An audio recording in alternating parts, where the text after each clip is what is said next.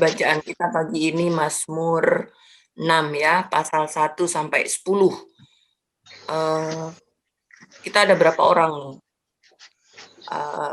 Kita 5 orang ya? Iya, 5 orang. Berarti 2-2 lah ya, biar cepat ya.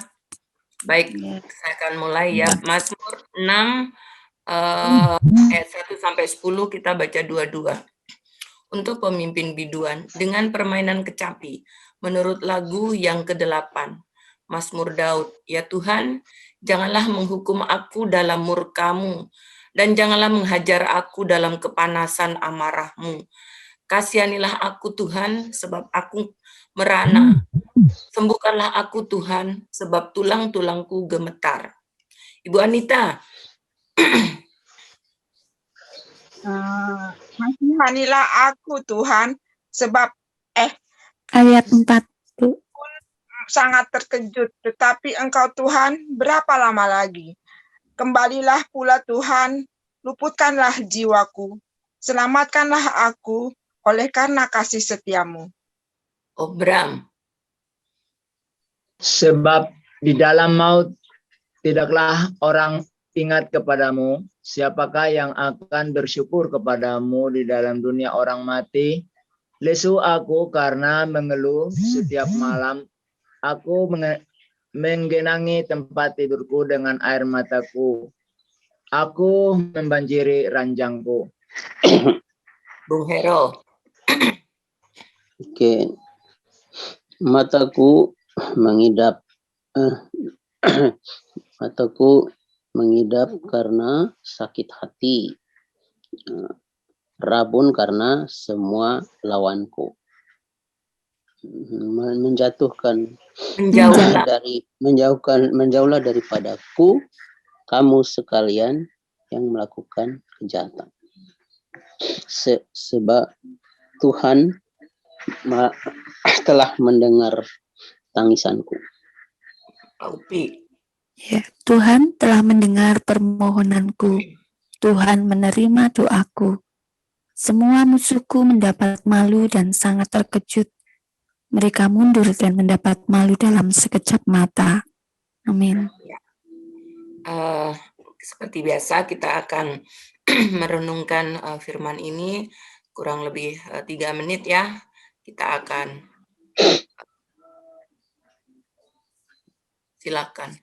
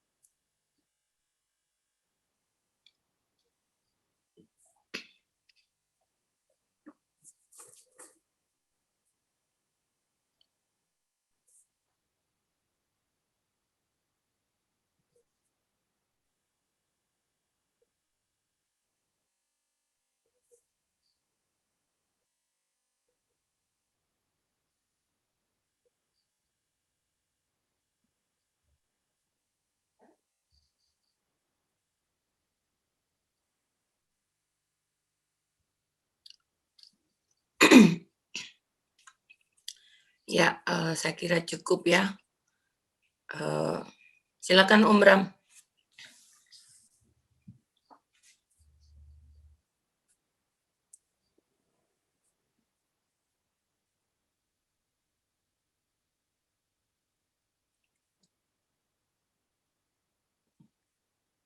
Buat teman-teman yang lain, kalau ada yang mau di-sharingkan dari ayat-ayat itu, silakan. Ya, silakan teman-teman.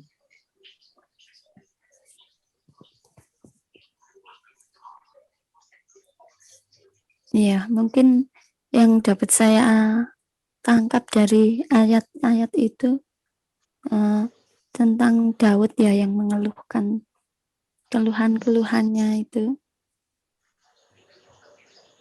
tapi dinyanyikan. Kemudian setelah itu dia mendapat sukacita, kelepasan, dia mendapatkan memuji nama Tuhan.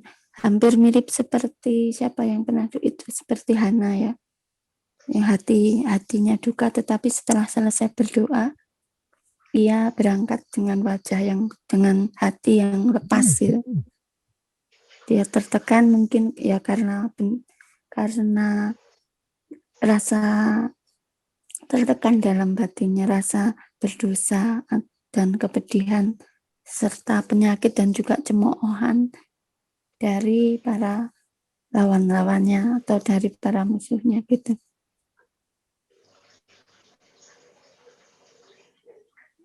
Mungkin itu yang saya bisa dapatkan dari itu, Bu. Oke, makasih. Ya. Pak Bram.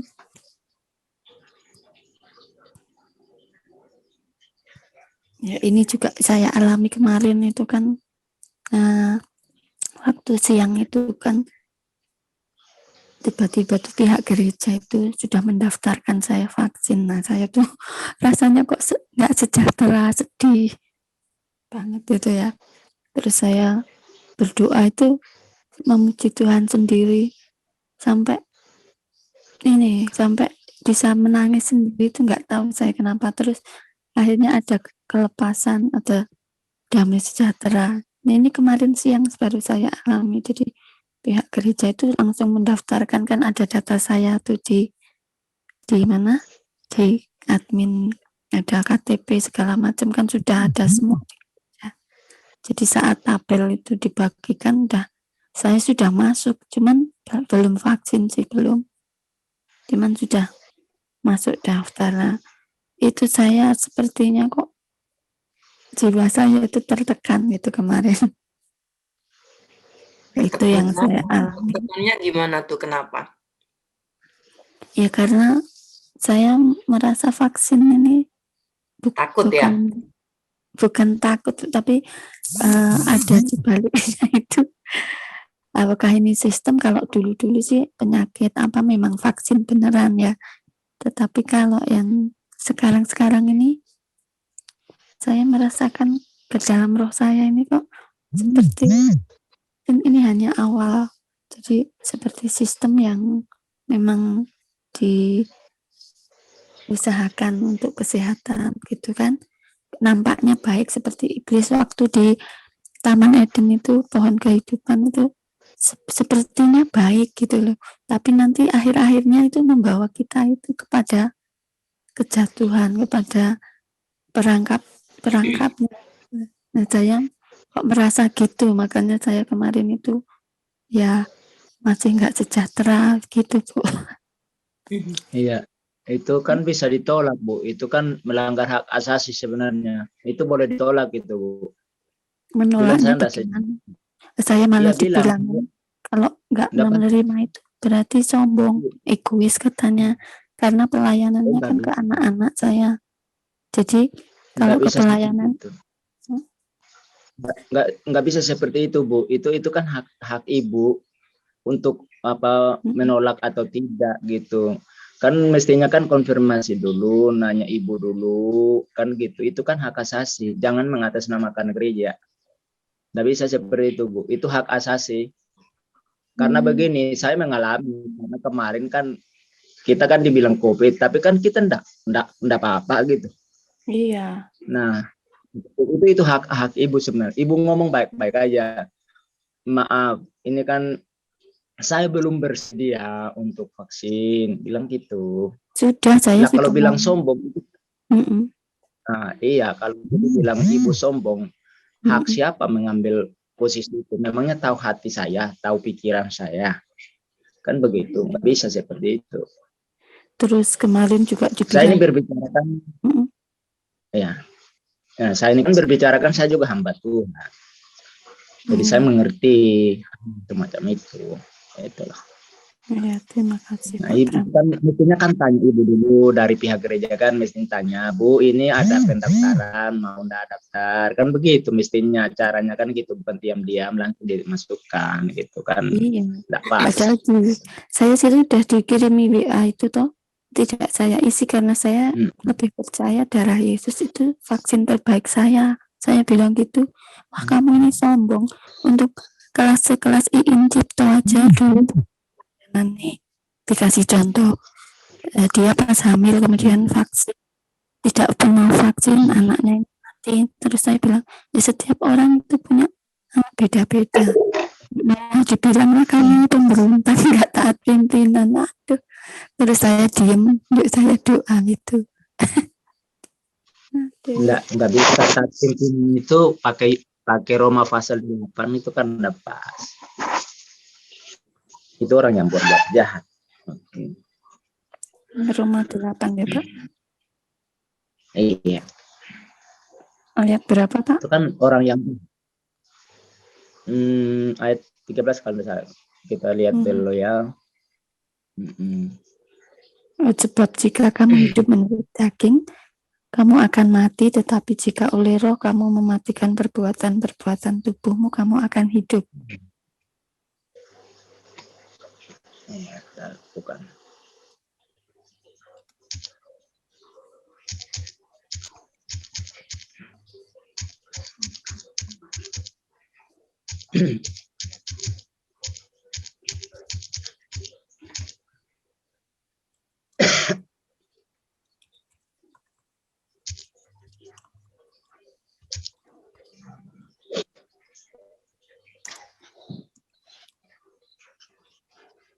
Jadi memang kita melihat di sini sambil ini Bu ya, sambil kita renungkan dengan kasus Ibu. Nah, kita kolaborasi dengan kitab Mazmur ini ya. Iya. Itu bahwa memang kadang-kadang kita seperti Daud ini kan jujur ya. Kadang orang kan merasa dirinya sangat rohani, jadi kalau orang mengeluh dihakimi bahwa kurang beriman dan sebagainya. Tapi Daud ini jujur. Kalau dia memang lagi sakit hati ya dia bilang sakit hati, ya. Dia bilang dia cemburu ya dia cemburu. Jadi kita memang harus di hadapan Tuhan itu harus jujur ya, bersikap jujur. Nah, Daud katakan bahwa dia melihat kondisi yang dia alami itu dia sakit hati dengan orang-orang yang ada di sekitarnya gitu. Ya, dia sakit hati. Nah, oleh karena itu kita sebagai manusia normal kalau orang melakukan sesuatu yang menyakiti hati ya kita harus jujur bahwa memang kita sakit hati itu. Nah, persoalannya ketika sakit hati itu apakah timbul dendam dan ingin supaya orang celaka atau tidak. Nah, di sini Daud walaupun dia sakit hati dengan orang-orang yang ingin mencabut nyawanya, namun dia menyadari bahwa hanya keselamatan itu dari Tuhan. Maka dia berseru sama Tuhan. Dia ngadunya sama Tuhan, ya. Nah, kita pun mestinya sebagai anak-anak Tuhan ketika orang menyakiti kita seperti Daud alami, ya tempat berseru kita itu Tuhan. Gitu. Ngeluh sama Tuhan. Dia enggak ngeluh sama orang. Ya, dia enggak curhat sama orang, tapi dia sama Tuhan gitu. Karena dia tahu bahwa yang bisa memberikan kepuasan kepada dirinya, yang bisa membuat damai sejahtera adalah Tuhan. Tuhan sendiri gitu. Nah, ada banyak orang ketika sakit hati bukannya ngomong sama Tuhan gitu, tapi ngomong sama orang lain. Ya syukur-syukur kalau kita ngomong sama orang lain, orang ngerti kita. Kalau orang nggak ngerti, malah kita ditambahin lagi sakit hatinya. Gitu. Nah, Daud memberikan sebuah contoh teladan bagi kita ya, bahwa ketika kita disakiti orang lain sehingga rasanya tulang-tulang ini remuk redam, dia datang sama Tuhan. Sampai dia katakan, berapa lama lagi Tuhan? Ya, berapa lama lagi Engkau membiarkan aku dalam kesulitan seperti ini? Jangan biarkan aku. Jadi dia melihat di situ bahwa Tuhan ya yang menghukum dia gitu. Jadi dia katakan kenapa Tuhan murka sama dia ya begitu lama ya. Jadi dia dalam hal ini dia tidak mencoba untuk menyalahkan orang lain ya. Ini Daud ini. Nah, kadang-kadang kan kita kan sebagai manusia mengalami kesulitan hidup kan mencoba untuk mencari kambing hitam kan. Padahal kalau kambing hitam itu dipotong dagingnya enak, tapi kenapa selalu kalau ada masalah kambing hitam yang dijadikan sasaran gitu. Nah, jadi kadang kita sebagai manusia seperti itu, mencari-cari siapa yang bisa kita salahkan dalam hal kasus kita gitu. Nah, tapi Daud enggak. Dia hanya memandang kepada Tuhan dan berkomunikasi dengan Tuhan. Saya pribadi itu belajar kalau orang menyakiti hati, saya berupaya untuk tidak fokus kepada orang itu, tapi saya mencoba untuk mencari sebenarnya Tuhan punya maksud apa balik persoalan ini gitu loh.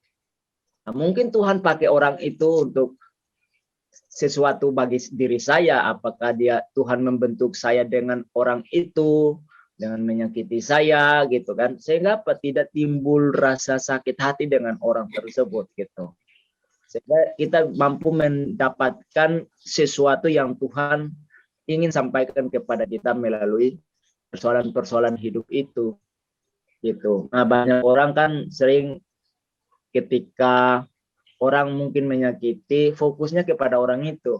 Nah, itu yang membuat sakit hati kita enggak berkesudahan gitu kan. Apalagi kalau lihat orangnya, waduh, muka lihat mukanya aja rasanya mau muntah gitu kan. Iya. Gitu. Tadi malam aja saya agak gini. Ini mama saya keluar rumah ya kan, terus dia masuk, buka pintu nggak bisa gitu. Tahu-taunya kami pikir masuk, kenapa enggak masuk? Rupanya lari ke jemaat ngadu gitu. Coba. Ya.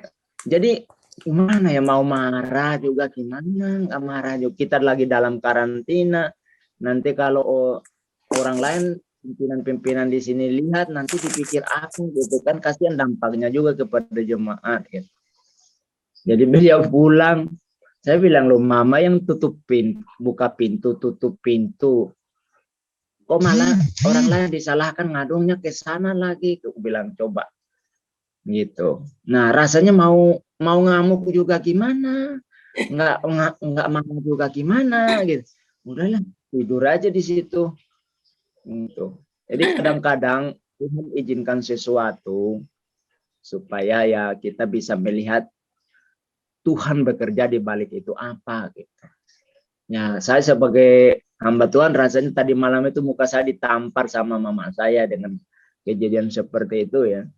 Tapi gimana lagi, udah terjadi gitu kan.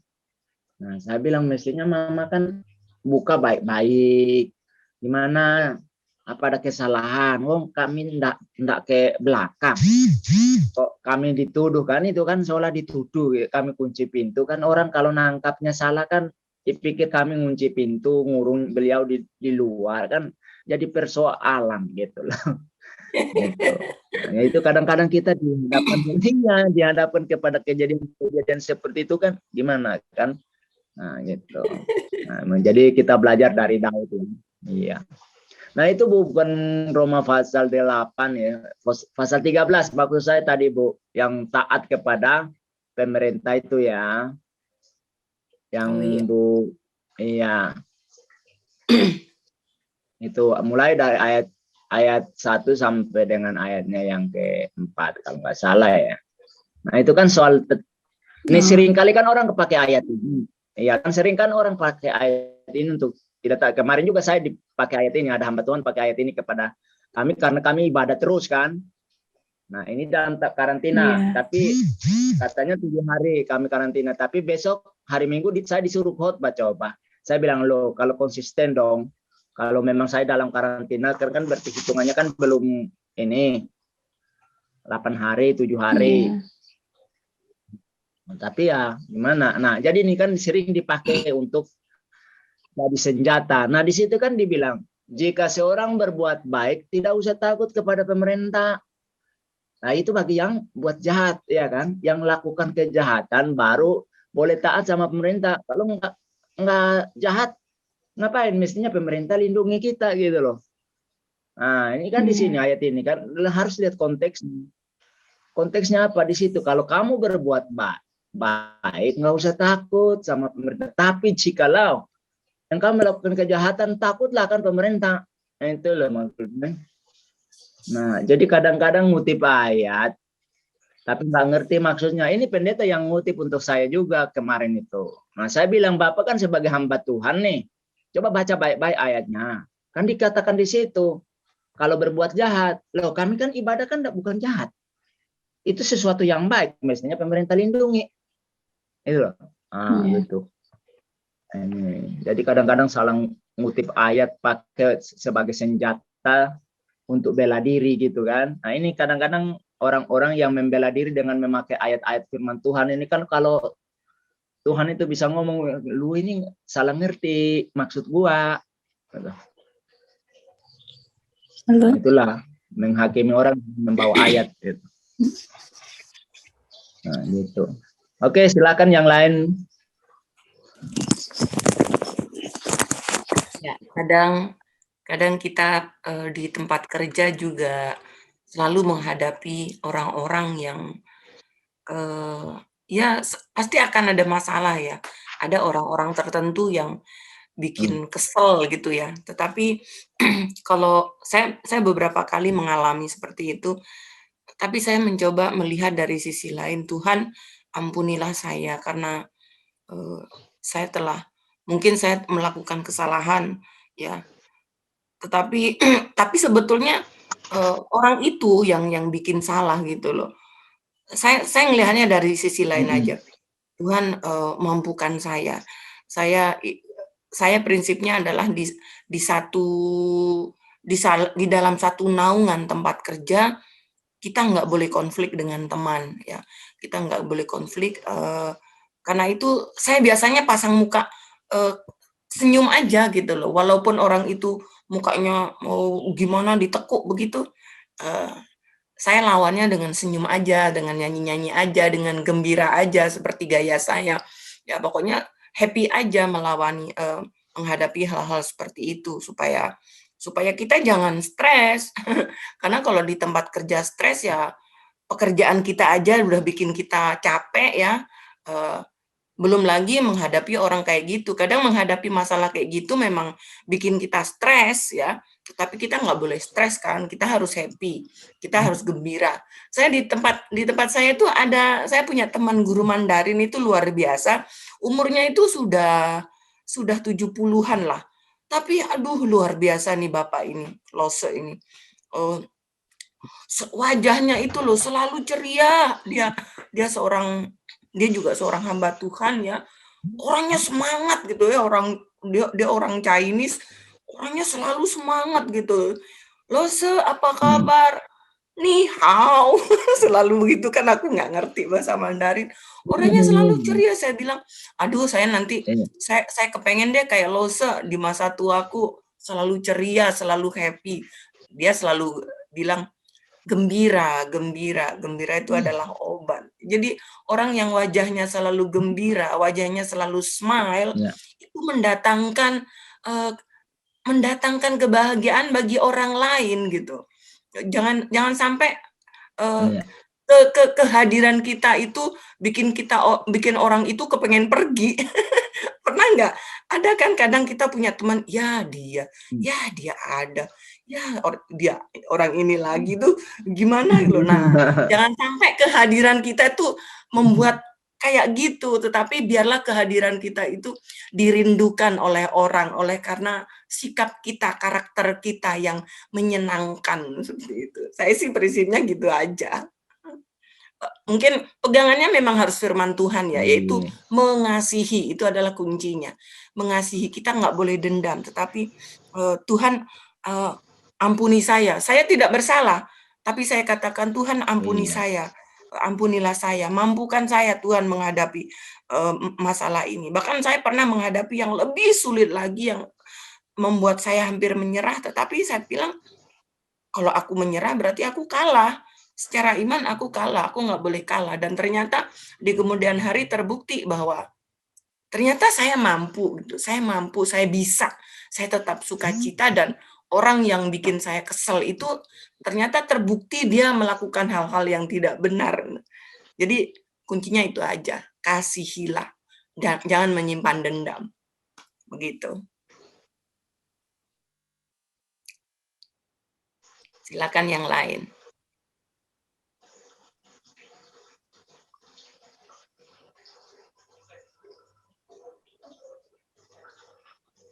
Bung Herold, Bu Anita, gimana?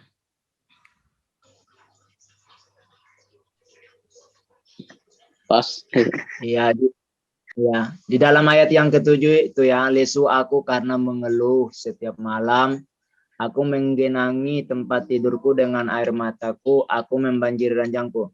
Jadi kalau kita itu suka mengeluh, itu sebenarnya buat kita lesu loh, lemah. Dan hal ini juga kan diungkapkan oleh kitab Amsal ya.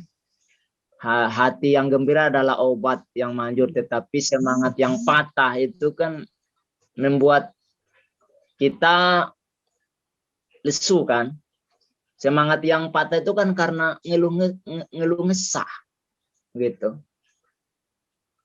Seperti itu. Jadi ya kita biasakan dirilah untuk tidak dikit-dikit ngeluh, dikit-dikit ngeluh. Kadang-kadang aku ya rasanya mau muntah lihat orang ngeluh tiap hari, ngeluh aja kerjaannya. Enggak ada lain itu. Bahkan hamba Tuhan loh, sering kalau ketemu tuh ngeluh, waduh sekarang ini biaya mahal ya.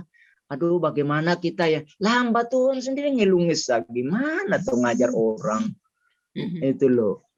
Coba belajar untuk bersyukur. Wah puji Tuhan saat ini bawang lagi mahal tapi nggak apa-apa. Tuhan cukup ya kan. Tuhan pasti cukupi gitu kan. Tuhan punya cara.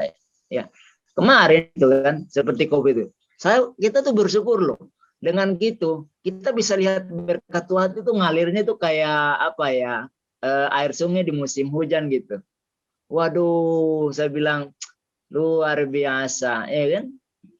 Bayangkan kemarin untuk kita COVID saja itu biaya untuk COVID itu ada berapa juta itu keluarnya. Kami 6 kali hitung-hitung 6 kali rapid sama swab itu ya. Itu hampir 5 jutaan loh. Padahal seharusnya kan hanya berapa saja gitu kalau hitung-hitung itu 1 jutaan lebih gitu. Waduh, ya Tuhan, tapi kita lihat berkat itu luar biasa Tuhan itu. Nah, disitulah kita bersyukur. Makanya saya bilang kita perpanjang lagi yuk. Gitu. Bosan apa? Nah, itu. Iya. Nah, tadi jadi kami pulang kan karantina lagi 7 hari. Tiba-tiba ada gedor pintu, tok tok tok tok. Berkat datang lagi gitu kan. Puji Tuhan. Lah iya nikmati hidup ini kan daripada ngeluh ngesah ya kan. Itu loh. Oh jadi Om Bram di karantina lagi nih. Iya 7 hari enggak boleh kemana-mana. Orang pun datang kan. Jadi jemaat itu kan lagi sama goreng ikan asin. Datanglah jemaat itu kan semangat tuh. Wah shalom. Sudah boleh ketemu. Enggak boleh ku bilang. Katanya 7 hari enggak boleh ketemu dengan kami. Waduh maaf langsung kabur lagi dia. Ya ampun kasihan. Jadi jemaat itu matanya panjang ke rumah kan. Jadi lewat jalan mereka tuh mampir tapi karena enggak boleh hanya dari tangan lambaikan tangan. Saya bilang sabar ya sabar. Gitu. Itulah ya, sukacita aja nikmati gitu. Di dalam rumah ngobrol sama istri, bersenda gurau aja Yang berdua. mewajibkan Om Bram karantina pihak perusahaan atau Iya, ya perusahaan. hmm, Ya perusahaan. Ya udah kita taat aja lah. Itu. ya ampun perjalanannya panjang banget ya Om Bram ya. Aduh. Dua bulan, hitung-hitungnya 2 bulan. Iya, tapi Sampai capek itu iya, di karantina terus. karantina terus. Aduh. Jadi supir kita kan muslim kan. Itu pun beliau bilang, waduh enak ya Pak ya. Sampai 2 bulan. Enggak bosan apa? Dibilang bosan mah bosan. Iya. Ya gitulah. Ya sukacita aja nih. Kalau ada vaksin, mau divaksin tidak? Enggak mau saya, Bu. Ngapain? Ngapain vaksin? Kan untuk daya tahan tubuh Om Bram. Nah, itu tadi Bu ini tadi bilang, Upik bilang tadi, biarlah darah Kristus saja yang jadi daya tahan tubuh. Iya, nikmati aja. Yang ngebayang nggak Pak Bram kalau banyak orang Indonesia bersikap seperti Pak Bram? Banyak. Enggak, Lebih banyak. Maksudnya program pemerintah nggak akan berjalan begitu. Ya itu Ya, nanti saya kita omongin lagi nanti ya. Ini udah mau jam 6. Iya. Kita Oke. tutup aja ya.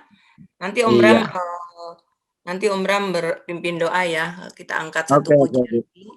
Oke. Terima kasih Tuhan untuk kasih setiamu yang ku alami dalam hidupku. Terima kasih Yesus untuk kebaikanmu panjang hidupku. Terima kasih Tuhan untuk kasih setiamu yang ku alami dalam hidupku. Terima kasih Yesus kebaikanmu sepanjang hidupku. Terima kasih Yesusku buat anugerah yang Engkau sebab hari ini Tuhan adakan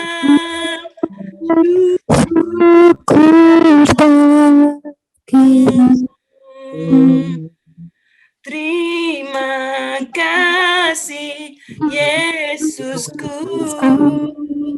buat anugerah yang Kau beri sebab hari ini Tuhan akan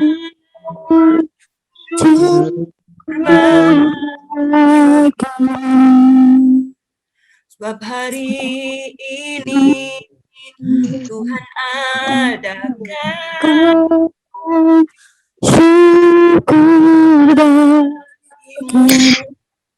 Terima kasih Tuhan, terima kasih. Ya silakan Om Bram. Bapa di surga, terpuji-pujilah Engkau di tempat yang maha tinggi, Allah Abraham, Ishak dan Yakub, Allah yang kami muliakan di dalam Tuhan kami Yesus Kristus. Kami bersyukur bahwa Tuhan boleh membangunkan kami pagi ini untuk bersatu teduh dengan saudara-saudara seiman, ya Bapa, dan merenungkan firman Allah bersama-sama. Biarlah firman-Mu yang sudah kami renungkan dan rema yang kami boleh dapatkan dari Tuhan, biarlah kami lakukan dalam kehidupan kami ya Bapa.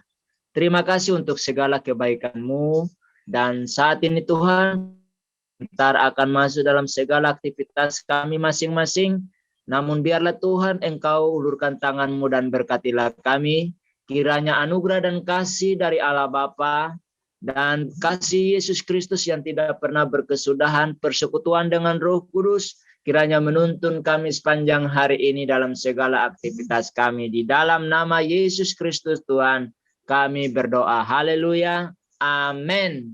Oke, selamat pagi semuanya. Amin. Bram, Terima kasih. Iya. Selamat Bram, pagi. saya jadiin host ya, nanti kalau ngobrol-ngobrol biar saya enggak ini. Iya. Ya loncat. Matikan dulu rekamannya, Bu. Rekamannya maaf. dimatikan Iya, dulu. Oke. Mana ya? Kohos.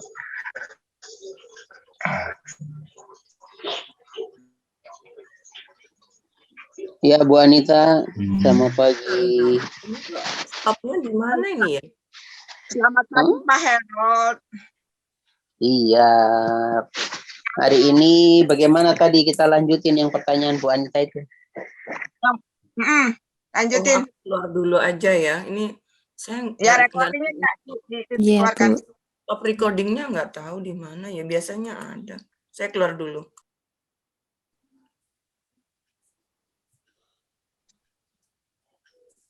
Recording masih jalan. Gimana? Pak Bram, matiin recording itu. Oh iya Pak Bram bisa matikan tuh Pak Bram. Recording. Loh, ke Ibu Palupi sekarang. Ya, Apa? Ibu Palupi Enggak. matikan itu. Enggak. Coba. Siapa yang ini host? ya Bu Palupi.